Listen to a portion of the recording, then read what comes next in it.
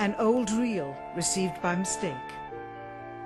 It contains the raw or unedited footage of the crew of Apollo 11, Michael Collins, Edwin Aldrin Jr. and Neil Armstrong, staging part of their mission for nearly an hour in living color, with exceptionally clear behind-the-scenes audio of conversations discussing the techniques used to achieve a disingenuous picture depicting the Earth at a distance, in order to falsely demonstrate their far journey from it and their ability to survive passing through the Van Allen radiation belts.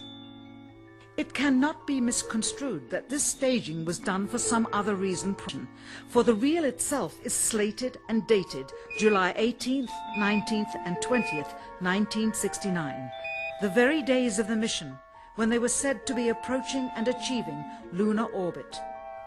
Furthermore, it is apparent they are in genuine zero gravity of the actual spacecraft, necessary to convince the mass media of their authenticity, just not any further than Earth orbit, as you will see.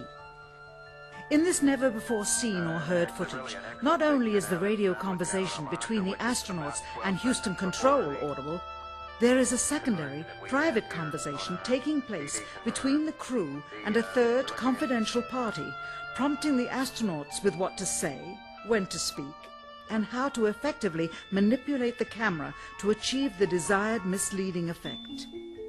NASA claims that the Houston transmissions were the only ones taking place with the astronauts.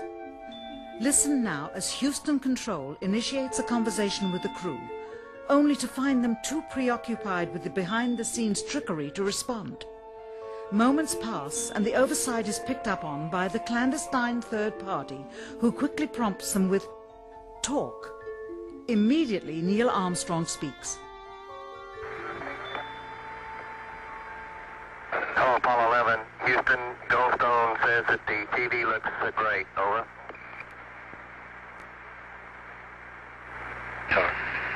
Okay, Roger.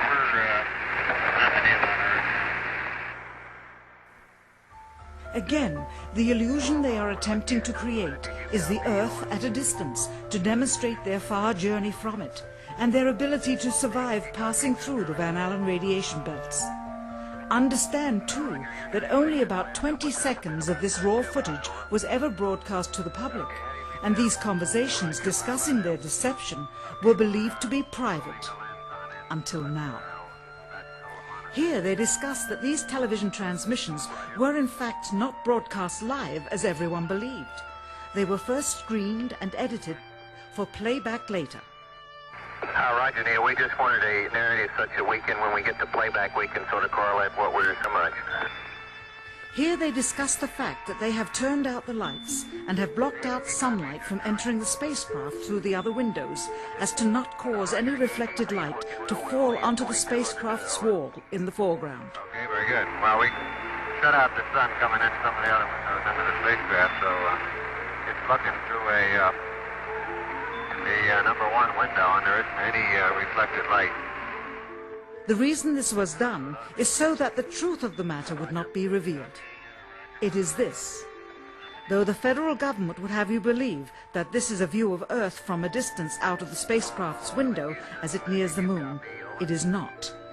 What they have ingeniously done is placed the camera at the back of the spacecraft and centered the lens on a circular window in the foreground, outside of which it is completely filled with the Earth in low orbit. The circumference of the window then appears to be the diameter of the Earth at a distance, with the darkened walls of the spacecraft appearing to be the blackness of space around it. That is why they wanted the interior dark and blocked out the sun from any other windows. Here you can see the extruded window, probably 2 inches thick at the bottom. This is because the Earth's shine is coming in at a downward angle. It also causes the Earth to appear to be an irregularly shaped circle, for you are seeing the outside of the window at the bottom and the inside of the window at the top, which together form 2 different sized halves of a circle. Subsequently, this take was never used. As they perfected the shot, a crescent-shaped piece of black material was inset slightly into the window to create the illusion of the Earth's terminator line dividing night and day. It is uncannily convincing. During this segment, intended to be edited and played back later for the worldwide television audience, dated July 18th, 1969, Neil Armstrong condemns himself as he states that he is 130,000 miles out, or halfway to the moon, as the NASA flight log also states on this date, when he is in reality in low Earth orbit of a few hundred miles. Roger, Houston, Apollo11. Calling in from about 130,000 miles out. Here, during another segment, also intended to air after review, Neil Armstrong falsely explains to the viewers how the shot is attained by putting the camera's lens to the window's glass, as it would have to be if they were the claimed distance away from the Earth. We only have one window that has a view of the Earth, and it's filled up with a TV camera.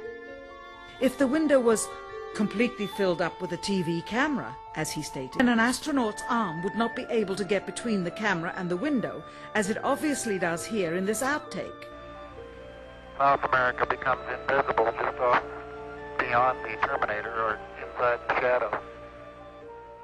You can also notice how the astronaut operating the camera reacted to the mistake by attempting to pan away from it. Blue gas. See white bands of major cloud formations across the Earth. And This is a segment that they believed wasn't even being recorded, much less suitable for broadcast, for the lens was being zoomed out and the scene was being changed to that of an interior of the astronauts at work, and apparently the stop button popped back up on the recorder without notice. Here is the diffused work light that they used to see camera controls, but not throw light onto the spacecraft's wall. Here they remove part of the crescent insert.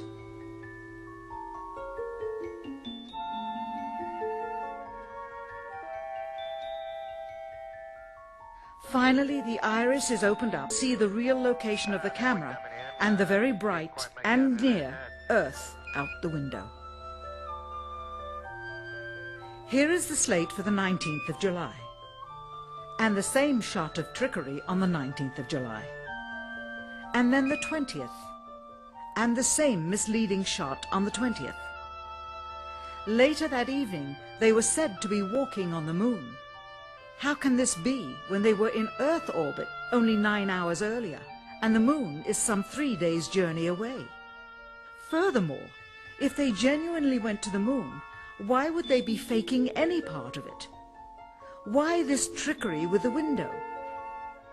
By faking being halfway to the moon, it becomes apparent that they did so because they could not even go halfway. On the 25th anniversary of the event in 1994, Neil Armstrong made a rare public appearance and held back tears as he spoke these brief cryptic remarks before the next generation of taxpayers. Today we have with us a group of students among America's best. To you we say, we have only completed a beginning. We leave you, that is, undone. There are great ideas undiscovered, breakthroughs available to those who can remove one of truth's protective layers.